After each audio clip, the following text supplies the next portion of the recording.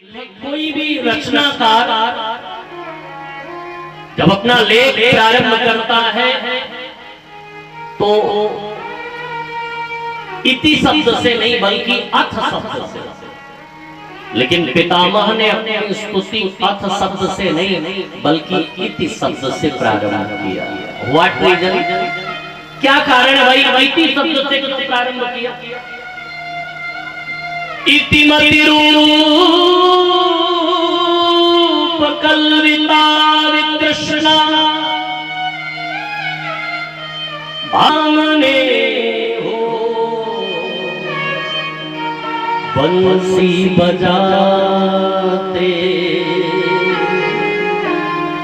मन को लुभाते देहा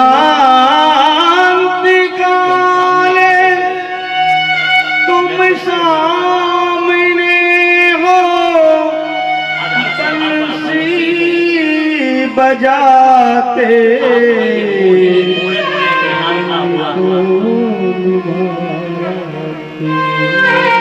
गोविंद मधुसूदन केशव गोपाल ऐसे नाम गाता रहूं और मेरे शरीर से प्राण पखेरु निकल करके आपके चरणों में विलीन हो जाए और कुछ नहीं, क्योंकि आयवन सिवट हो मेरा सांवरा निकट हो अब प्राण तन से निकले मेरा सांवरा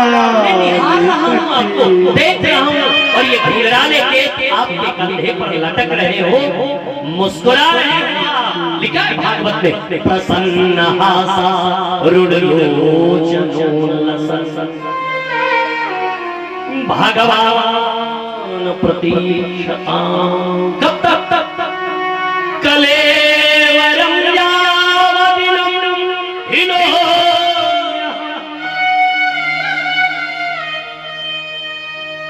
जब तक मेरे शरीर से प्राण पखेरु निकल न जाए आप कैसे खड़े रहे? पीतांबरी हो पे कुछ हंसी हो, पीतांबरी कसी हो पे कुछ हंसी हो,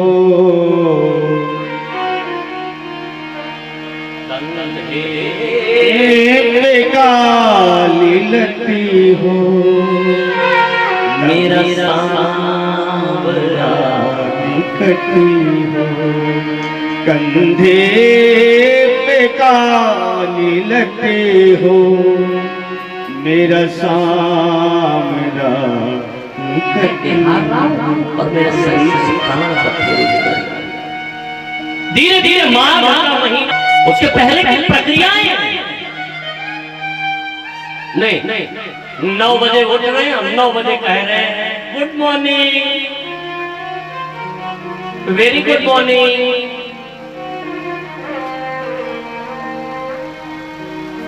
8 बजे 9 बजे आजकल के बच्चों को देखो। अच्छा रात भर माँ बाप से कहते पढ़ रहे हैं, ऑनलाइन क्लासेस चले। अच्छा हमको तो लगता है भैया ये ऑनलाइन क्लासेस जब से चालू हुई, मोबाइल से पढ़ाई जब से चालू हुई, पढ़ाई छोड़ बाकी सब उसमें गेम रहे। क्या कर रहे हैं? पढ़ रहे हैं और रात भर पढ़ रहे हैं। जबकि हमारे यहाँ शास्त्र क्या कहते हैं, साइंस क्या कहता है, टेक्नोलॉजी क्या कहती है, वैज्ञानिक क्या कहते हैं, रात्रि पढ़ने के लिए नहीं है। पढ़ने का समय सुबह 3 बजे से है, पढ़ने का समय आप 9 बजे से जाओ। इसलिए हमारे ऋषियों ने, मनीषियों ने, आचार्यों ने, धर्माचार्यों ने विद्यार्थियों पर इधर ध्यान देते नहीं। विद्यार्थियों के कह रहा हूं ध्यान दीजिए जरा भैया, जो रात भर पढ़ रहे हैं बंद कीजिए, कुछ नहीं होने वाला। रात भर पढ़ करके आप लाइफ में कभी नहीं सक्सेस हो गए, कभी लाइफ में नहीं सक्सेस हो सकते हैं आप। क्यों? क्योंकि हमारे यहाँ ऋषियों ने आपको सक्सेस होने के लिए आपके लाइफ को महाराज पूरी तरह से खूबसूरत बनाने के, इसलिए कोई भी काम किया जाता है, कुछ भी किया जाए तो उसके लिए मुहूर्त बनाया गया है, मुहूर्त। और ये मुहूर्त आपको रोज आता है, नित्य रोज। अगर आप अपने जीवन में सिद्धि चाहते हैं, प्रसिद्धि चाहते हैं, आप अपने जीवन में सक्सेस होना चाहते हैं, तो एक काम कीजिए, मुहूर्त पकड़ लीजिए, मुहूर्त पकड़िए जरा। ये मुहूर्त कब आता है? तो भैया ये मुहूर्त नित्य आता है। कितने बजे? टाइमिंग क्या है? क्योंकि ऋषियों ने, मनुष्यों ने, आचार्यों ने, धर्माचार्यों ने समय को काल में बांटा, काल में कहा, जैसे प्रातः काल, मध्याह्न काल, सायं काल, अर्धरात्रि काल। लेकिन इंग्लिश मीडियम पढ़े, इंग्लिश पढ़ी, अरे भैया पढ़िए इंग्लिश, कौन मना करता है? लेकिन इंग्लिश पढ़ करके अपनी संस्कृति भूल जाए, अपनी सभ्यता भूल जाए, ये कहां लिखा है? कौन? सुस्काष्ठानि मूर्धांश्च न नमन्ति कदाचन, नमन्ति फलिनो वृक्षाः नमन्ति गुणिनो जनाः। अभी आप यहाँ सूखे हुए वृक्ष को झुका हुआ देखा? झुकते तो वो वृक्ष हैं जिसमें फल लगते हैं, उनकी डालियां झुक जाया करती। ऐसे जो गुणी जन होते हैं, जिनके अंदर बर होए मन न शर्माई है, एक खट से तुरंत बोल देगा। हम कहे भाई, किसी का कहे, आप लोग कहिए, हम नहीं कहेंगे। लेकिन होता ये, कुछ लोग मोबाइल पे खेलते रहते हैं, खट खट खट खट खेलते रहते हैं मोबाइल पे गेम। जिनके यहाँ भैया खेलते हैं, उनके यहाँ कलयुग का वास होता है। द्यूतम पानम, जिनके यहाँ लोग मदिरा पीते हैं, शराब पीते हैं, उनके यहाँ कलयुग का वास होता है। नशा करने वाले व्यक्तियों की कभी मुक्ति नहीं होती, नोट कर लेना। नशा ही नाश का घर है, वो किसी भी चीज का। आजकल देखिए लोग भांग का गोला, अच्छा यहाँ वो ये जरूर कहेंगे बम भोला, भोले बाबा का प्रसाद है, बूटी।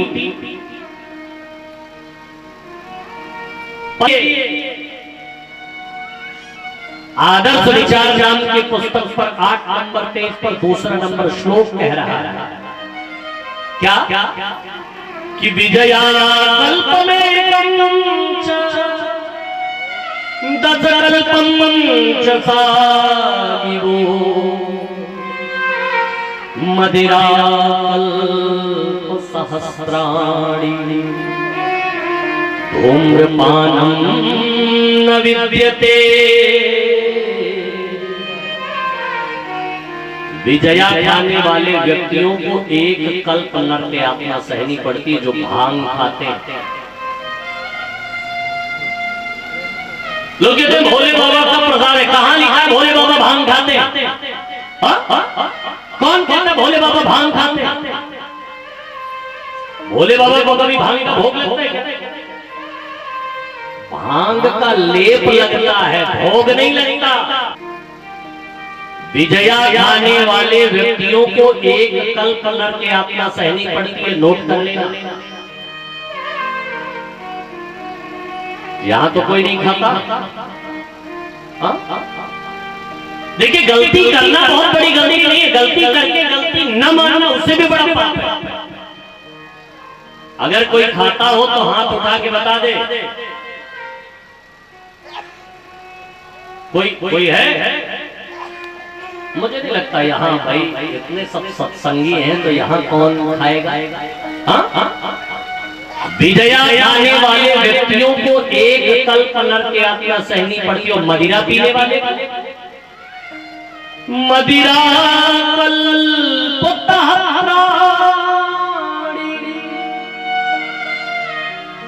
मदिरा पीने वाले को 1000 कल्प, जो शराब पीते हैं वो 1000 कल्प नर के आत्मा सहते, और धूम्रपान करने 1000 कल्प नर के आत्मा सहनी पड़ती है। शास्त्रों में इसकी गणना ही नहीं जा सकती। नशा ही नाश का घर है, नोट कर लीजिए। जिस दिन दुर्व्यसन आपके जीवन में प्रवेश करता है, उसी दिन आपके घर से लक्ष्मी जाने लगती है।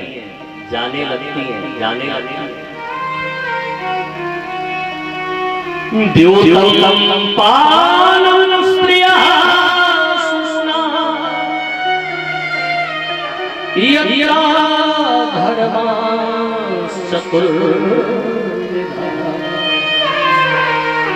जिनके यहाँ दूध पूजा होती है, जिनके यहाँ मदिरा पी जाती है,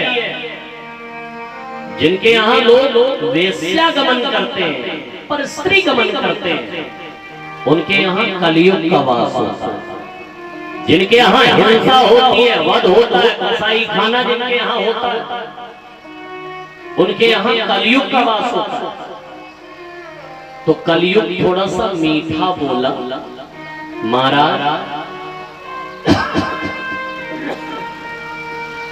इन स्थानों पर कभी जीव हुए, एक आध को एक ठीक ठाक स्थान दे दो। क्या सूझा? एक स्थान और दे दिया। कहां? जाइए, आपसे आपका सोने में वास। सोने में तो भगवान का वास, क्योंकि भगवान ने जहां अपनी विभूतियों का वर्णन किया कि पक्षियों में गरुड़ जी में हो, जलाशयों में गंगा में हो, वृक्षों में पीपल में हो, वही भाई कहते हैं धातु नाम अस्मि कांचन, धातुओं में सोना मैं हूं। सोने में भगवान का बात तो कहते परीक्षित ने कलियुग को भेज दिया। बोले भैया, जो अनीतिपूर्ण ढंग से कमाया हुआ सोना है उसमें तो कलियुग का वास, लेकिन जो अपने मेहनत से, अपने पुरुषार्थ, इसमें तो भगवान का वास। इसलिए सोने का मिलना भी अच्छा नहीं है और सोने का खोना भी अच्छा नहीं है। और कभी भी आप सोने के आभूषण बनवाने के अवसर मिले, कभी भी आप कुछ भी बनवाइए, भले भले मेहनत से बनवाइए, तो उसको कभी आप अपने शरीर पर डायरेक्ट मत धारण कीजिए। न कंगन बनवाइए, अंगूठी बनवाइए, जंजीर बनवाइए, लॉकेट पर कुछ भी बनवाइए, डायरेक्ट उसे अपने शरीर पर कभी मत लीजिए। न पहले उसको गंगा जल से स्नान कराइए और फिर उसमें तुलसी जल लगा करके ठाकुर जी को समर्पित कीजिए। एक दिन 2 दिन वो आप उसे पहनाइए ठाकुर जी को, और फिर उसको आप प्रसाद रूप में अपने शरीर पर जब धारण करेंगे तो फिर वो सोना सोना नहीं रहता, फिर उसमें भगवान का वास हो जाता है। उस सोने में ठाकुर जी का वास हो जाता है।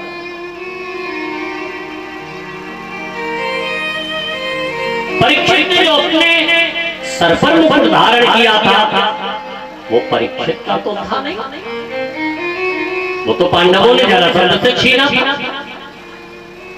तुम्हारा हमारा तपबल देखिए, जिस नदी के जल में स्नान कर रहे थे उसी नदी के जल में आचमन करते हुए हाथ में जल लेकर के और महाराज बोल पड़े कि जिस सर्प को मेरे पिता के गले में महाराज परीक्षित ने लपेटा है, इसी सर्प का पूर्वज तक्षक उसे दंश मारेगा और ये मर जाएगा। और जैसे सामने जल छोड़ा, वाह वज्रम रससर्ग, वाणी का बाण जैसे चलाया। उसी समय महाराज परीक्षित की पत्नी इरावती के माथे से बेरिया गिर पड़ी। जिस समय जल सामने छोड़ा, उसी समय इरावती के गले से मंगलसूत्र टूट गया। जिस समय जल सामने छोड़ा, उसी समय महारानी इरावती के हाथों से चूड़ियां अपने आप चक चक चक चक करके टूट गई। जिस समय महाराज समीप के पुत्र ने जल सामने छोड़ा, उसी समय इरावती के मांग से सिंदूर बह पड़ा। ऐसा संतों के चरण दबाए, आज उन्हीं हाथों से किसी संत का अपमान हो गया।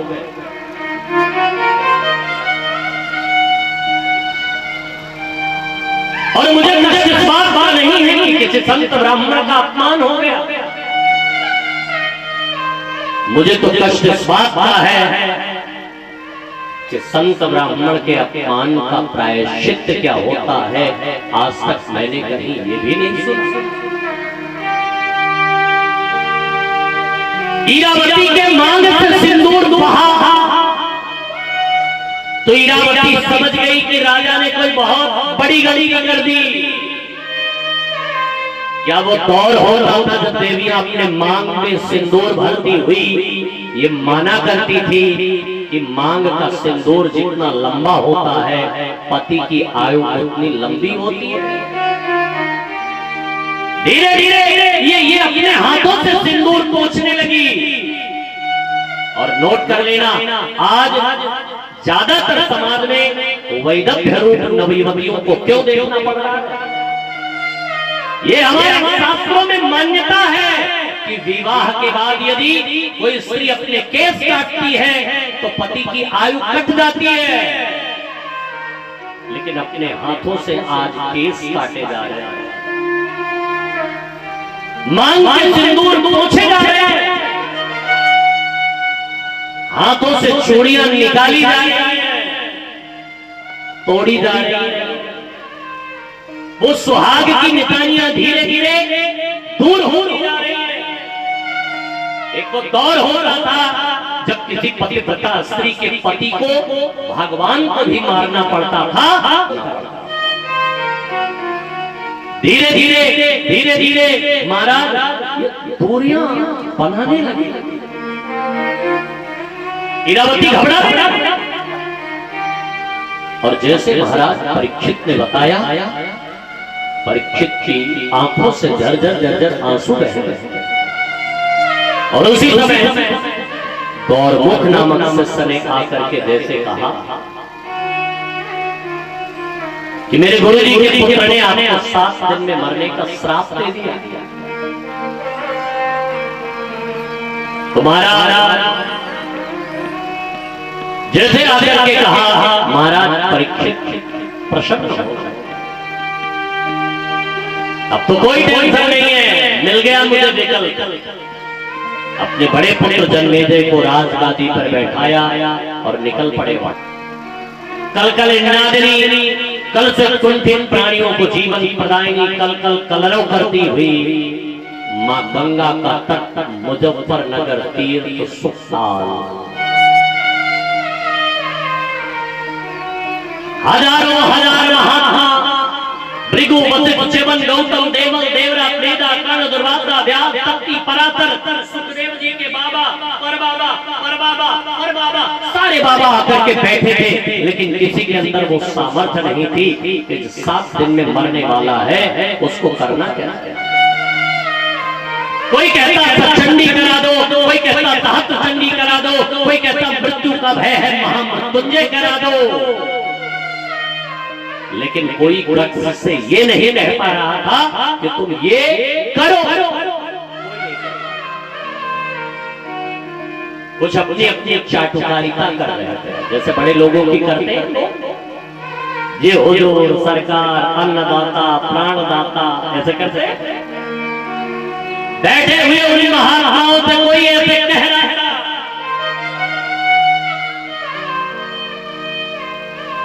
7 दिन में मरने का श्राप देकर के समी के पुत्र ने ठीक नहीं किया, अच्छा नहीं किया।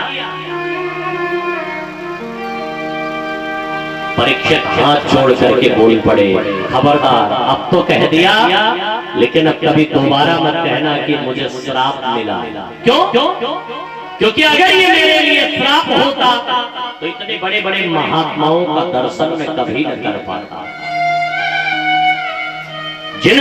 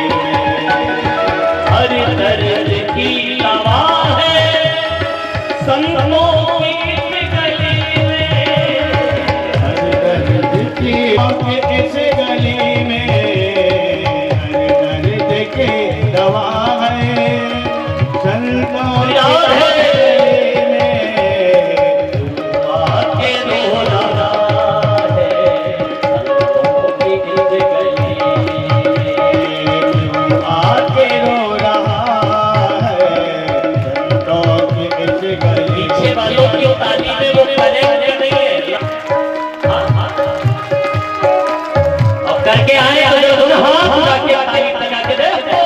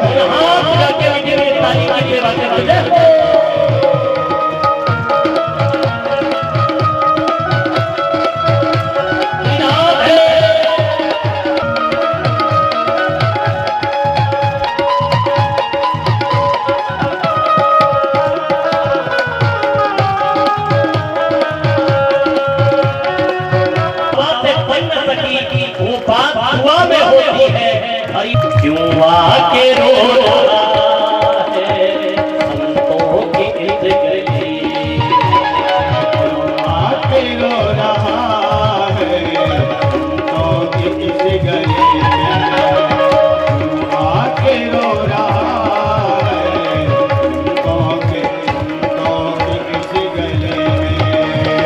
हर दर्द की दवा है संतों की इस गली में, हर दर्द की दवा है संतों की इस गली में।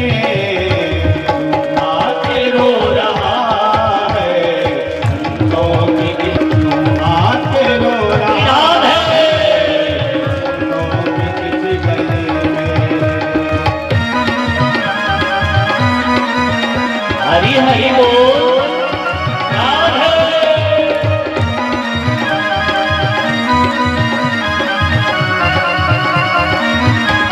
ऊंची बोल हवाएं अदब बहे थी संतों की इस गली में। क्यों आके रो रहा है संतों की इस गली में, क्यों आके रो रहा है संतों की इस गली में। क्यों आके रो रहा है संतों की इस गली में। क्यों आके रो रहा है रुचिरा स्मितेन। सुखदेव जी कैसे लग रहे हैं? दिगंबरम वक्त्र विकीर्ण केशम। दिगंबर, दिगंबर का मतलब दिगंबरम यस्य सः दिगंबरः, दिशाएं ही इसका वस्त्र है। विकीर्ण केशम, जिनके बाल बिखरे हुए हैं, कोई ब्यूटी पार्लर में सेक्स नहीं करवाया न, विकीर्ण केशम, बाल बिखरे हुए, लंबी भुजाएं हैं, प्रलंब बाहु, लंबी लंबी भुजाएं हैं सुखदेव जी की, चौड़ा वक्षस्थल, श्याम वर्ण की कांति है, बड़े सुंदर सुंदर उनके कपोल हैं, बड़े सुंदर घुंघराले केस हैं उनके भैया, बड़े सुंदर सुंदर घुंघराले केस, लंबी लंबी भुजाएं, चौड़ा वक्षस्थल। आहा, जिस गली से गुजरते थे ना सुखदेव जी, तो स्त्रीणाम मनोज्ञम रुचिरस्मिते, नवयुवतियां देखती थी तो काम भाव में चिंतन करने लगती थी। नवयुवतियां देखती थी तो ये कल्पना करने लगती थी कि काश इनके साथ मेरा विवाह हो जाता, ये मेरे पति होते तो कितना अच्छा था। चले आ रहे हैं सुखदेव जी, क्या क्या सुंदर आभा है, जैसे बयां कर रहे हैं, जैसे इन्होंने बहुत गायत्री की साधना की, उनके मस्तिष्क की लकीरों के ऐसे लग रहा था जैसे साक्षात तपस्या की कोई मूर्ति चली आ रही है। बगल में मृक्षर दबा हुआ, एक हाथ में कमंडलो था, एक हाथ में माला चल रही थी। ऐसे सुंदर क्रांति वाले जिनकी अवस्था तकरीबन है तो 16 साल की, लेकिन लिखा नहीं 16। क्या लिखा? तम द्वयस्तवरतम, द्वय 8 और 8 कितना होगा? 16। चाहते तो व्यास जी लिख सकते थे कोडस वर्ष, लेकिन नहीं लिखा। क्यों नहीं लिखा?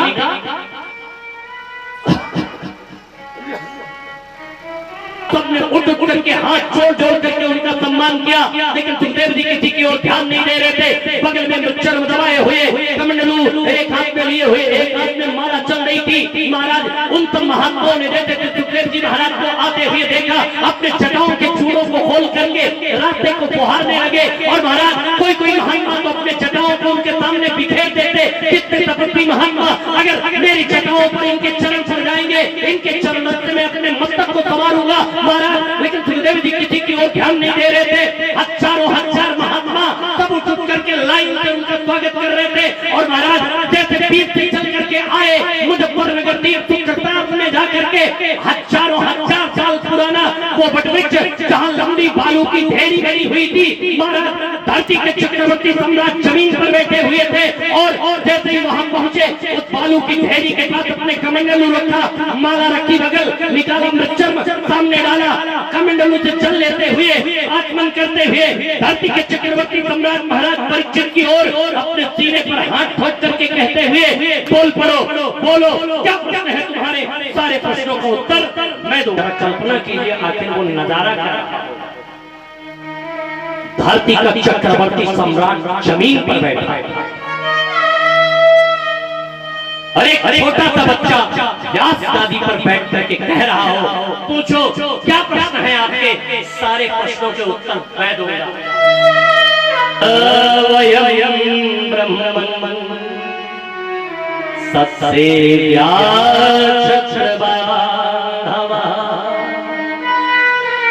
कृपया तिथिरूपे भवद्भिः तीर्थका कृता। आज तो मेरा जीवन धन्य हो गया, मैं कृतार्थ हो गया, कृतकृत्य हो गया। ये तां संस्मरणा सद्यः सुध्यन्ति वै गृहाः किं पुनर्तरतनः परस पाद शौचासनादिभिः। आप जैसे महात्मा का कोई स्मरण मात्र कर ले तो उसके सारे पाप नष्ट हो जाते हैं। मुझ जैसा भाग्यशाली कौन होगा जो आपका चरण धर लिया, चरणोदक ले लिया। मुझ जैसा सौभाग्यशाली कौन होगा? आज तो मेरे पितर भी स्वर्गादि लोकों में बैठ करके नृत्य कर रहे हैं। नाम आतंक मार दूंगा, वासना का जहर नीचे से ऊपर की ओर चढ़ेगा और कृष्ण नामामृत ऊपर से नीचे की ओर उतरेगा और दोनों जब हृदय पर पहुंचेंगे तो दोनों में आपस में द्वंद्व होगा। और मुझे ये पूर्ण विश्वास है कि कृष्ण नामामृत जीत जाएगा और तक्षक का जहर हार जाएगा। पराजित 7 दिन तो बड़ा समय, 7 दिन तो लंबा समय। परीक्षित बोलो क्या प्रश्न है तुम्हारे? तो परीक्षित ये नहीं पूछे कि मुझे 7 दिन में मरना है तो क्या करूं। परीक्षित बोल पड़े, अतः प्रक्षामि संसिद्धिं योगिनां परमं गुरु। उनको करना क्या चाहिए? अब ये बताइए, किसी को पता है कि कौन जल्दी मरेगा कौन देर में मरेगा? जानता है कोई? किसी को ये बात पता है? ना ना आज कल का सूरज देखूं कि न देखूं इसकी किसी को गारंटी है? कोई नहीं जानता। भागवत का प्रथम स्कंद यहाँ विश्राम हुआ, यहाँ से भागवत का द्वितीय स्कंद प्रारंभ हो गया। कोई मंगलाचरण नहीं, कोई स्तुति नहीं, कोई गाना वाना नहीं गाया सुखदेव जी ने। सीधे बोल पड़े, श्री सुक उवाच वरीयाने सुते प्रश्नः कृतो लोहितं नृप आत्मवित् सम्मतः स्वरूप कुटुम्ब भयते। ये बात आज नहीं बताएंगे भगवान जल्दी किसको मिलते हैं। ये बात कल आप समय से पधारिए और बताएंगे। कल तो आपको मिलाएंगे अरे ये तो मैं भूल ही गया था, कल क्या हो गया जानते हैं कि नहीं? हाँ, कल क्या हो गया जानते हैं? वाह भाई, धन्य है यहाँ के श्रोता, बड़े बड़े महात्मा नहीं जान पाए कल क्या होगा। यहाँ के भक्त इतने जानकार हैं, जानते आज हाँ जानी कल का होए, जानते हैं? बड़े बड़े महात्मा नहीं जान पाए त्रिकालदर्शी कल क्या होगा ये नहीं जानते। यहाँ के भक्त भाई, ये तो उनसे भी ऊपर है। हम तो इतना जानते हैं कल की भैया अपनी कथा में कल से तो रसगुल्ले वाली कथा शुरू हो जाएगी। कल तो अवतारों की चर्चा बहुत है, हरि अवतार, वामन अवतार, नृसिंह अवतार, रामावतार, और कल ही तो अपने कन्हैया भी आएंगे। कल तो भैया सठौरा भी बनेगा, तुम्हारा ओझा जी कल बनेगा क्यों मेरा बनेगा कि पंचमेवा तो कल है से ढूंढा जाएगा। हाँ, क्योंकि कितनी बढ़िया व्यवस्था की है, कल से ही सठौरा कब बने महाराज, हमका जन्म वाले दिन, कल से ही हमसे पूछ रहे हैं। तो कल तो सठौरे का, और मैंने सुना है संतों के मुंह से कि जो लाला के उत्सव में सम्मिलित होता है उसके जीवन में महोत्सव आ जाता है। तो भैया कल तो लाला का नंदोत्सव है। आप लोग एक होमवर्क करके आएंगे कि नहीं? अच्छा, कौन कौन करके आएगा होमवर्क? हाथ उठा के बताए कौन कौन। जिनको करना हो वही उठाएं। इधर वाले नहीं उठाएंगे क्या? नहीं करके आएंगे क्या? जिनको करना वो हाथ उठा के बताए भाई, जो यहाँ पे काम दिया जाए। सोगौरा महाराज दोनों हाथ उठाए, बबलू भैया नहीं उठाओ था ना कह के होगा। आप भी इन लोगों की तरह ऐसे कसम खा के आए क्या कि कल तो भगवान आएंगे, तो भगवान के आने पर तो सबको नाचना ही चाहिए। और आज जो भैया मेरे साथ वृंदावन चलना चाहे, कौन कौन चलेगा मेरे साथ वृंदावन? अभी चले? पक्का चले? टिकट डीएसपी साहब चले वृंदावन, चलियो चले।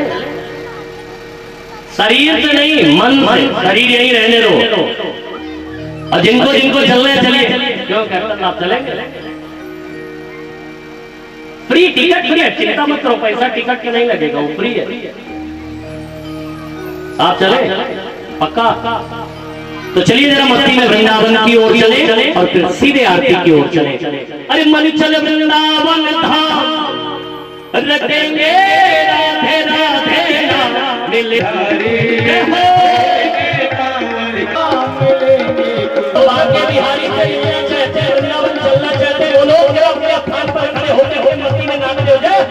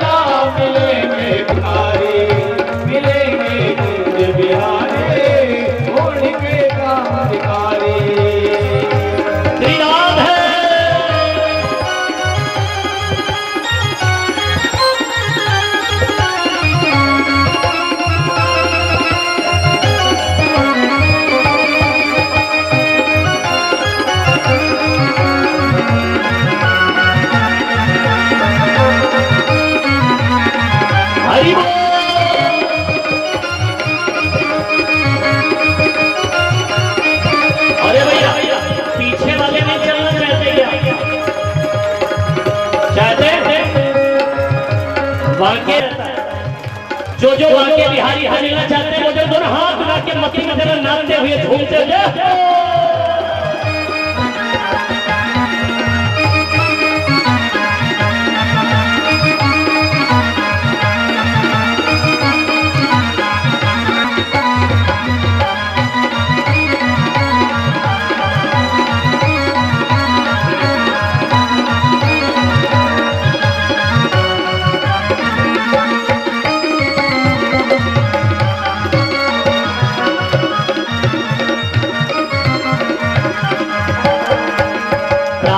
होठ से यमुना जी में नहाएंगे, यमुना जी में नहाएंगे, होठ से यमुना जी में नहाएंगे, दर्शन करके जीवन सफल बनाएंगे, सफल बनाएंगे, रटेंगे राधे राधे नाम मिलेंगे कुंज बिहारी, ओढ़ेंगे कांवर कारी, मिलेंगे कुंज बिहारी, ओढ़ के कांवर कारी, कांवर राम रटेंगे, राधे राधे राम मिलेंगे कुंज बिहारी, ओढ़ के कांवर मिलेंगे।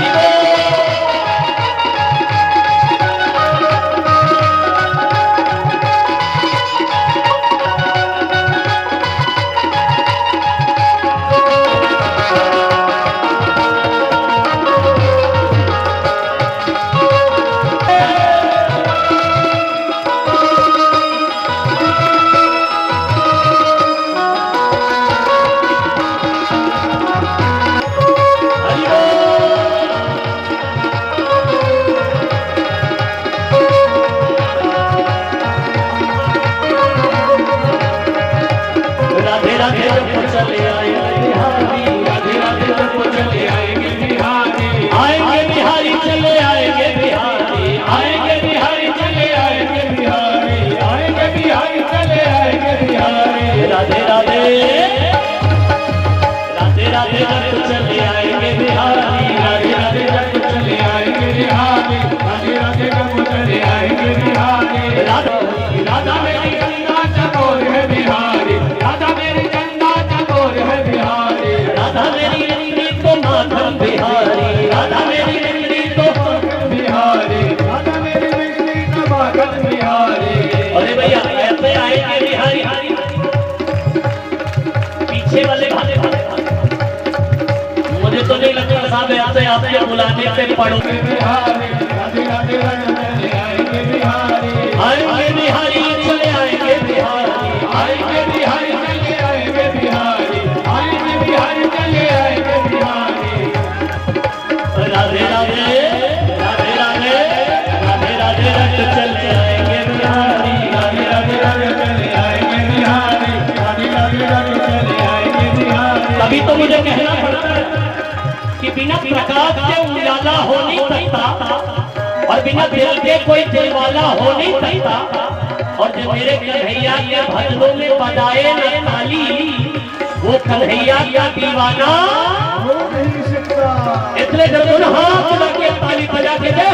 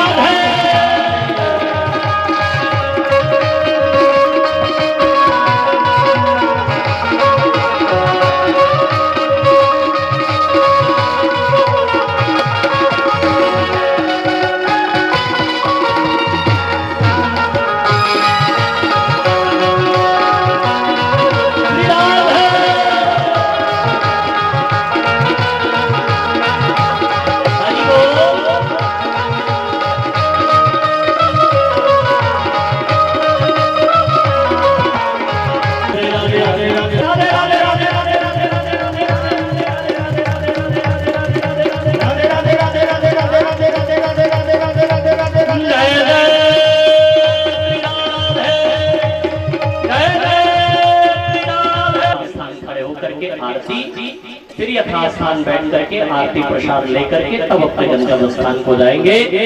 रिंगित वृजवाल्य महित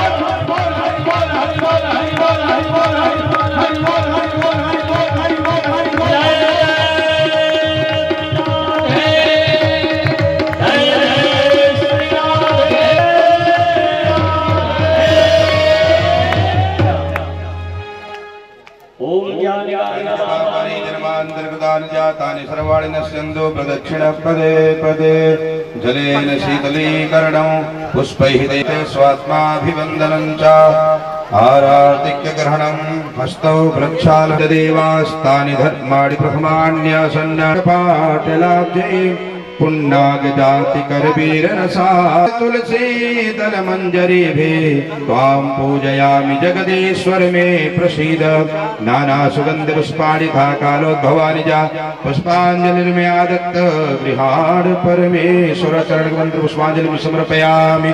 बोलो श्रीमद् भागवत महापुराण की, श्री व्यास जी महाराज की, श्री सुखदेव जी महाराज की, श्री सीतारामचंद्र भगवान की, आज के आनंद की, श्री सत्य सनातन धर्म की, जय जय श्री राधे, जय जय श्री राधे श्याम। सभी लोग आरती लेकर के प्रसाद लेकर के अपने गंतव्य स्थान को जाए, महाराज से आशीर्वाद ले सकते हैं, कोई मनाही नहीं है, लेकिन एक एक करके जाएंगे, ऊपर भीड़ ना लगाए, एक एक करके जा करके मिल सकते हैं, प्रसाद ले सकते हैं। बच्चे छोटे छोटे नहीं जाएंगे। हाँ। शिव बिरज कहो को है बपूरा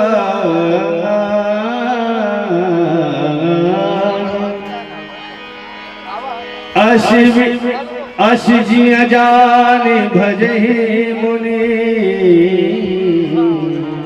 जुड़े जहाँ बसहि भुसुंदा मत मत अकुंठ हरि भगति अखंडा।